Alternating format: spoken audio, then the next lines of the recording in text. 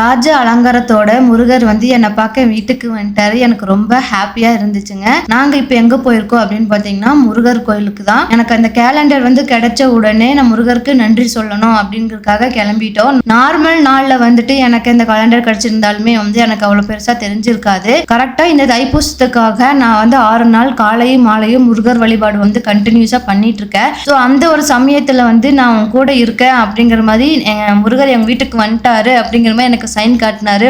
அதை பார்த்தோன்னே எனக்கு ரொம்பவுமே ஹாப்பியாக ஆயிடுச்சு. அதை பார்த்தோன்னே நாங்கள் கோயிலுக்கு கிளம்பிட்டோம்.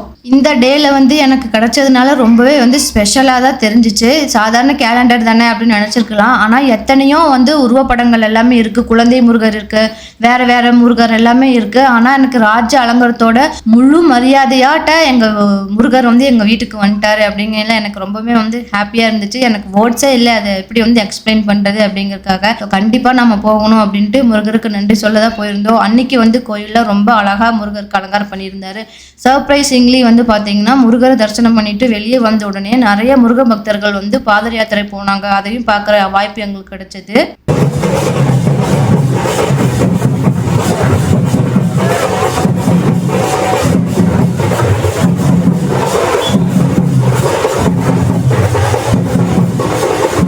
இதை பார்த்த உடனே வந்து எனக்கு நான் ஒரு முருகர் தான் வழிபட வந்தேன். ஆனால் முருகர் மறுபடியும் என்னை தேடி வந்திருக்காரு அப்படின்னு நினச்சிட்டு எனக்கு ஆனந்த கண்ணீரே வந்துருச்சு முருகரை பார்த்த உடனே.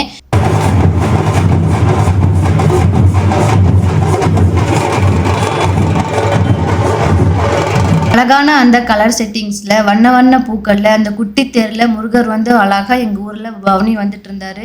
பார்க்க ரொம்ப அழகாக இருந்தது.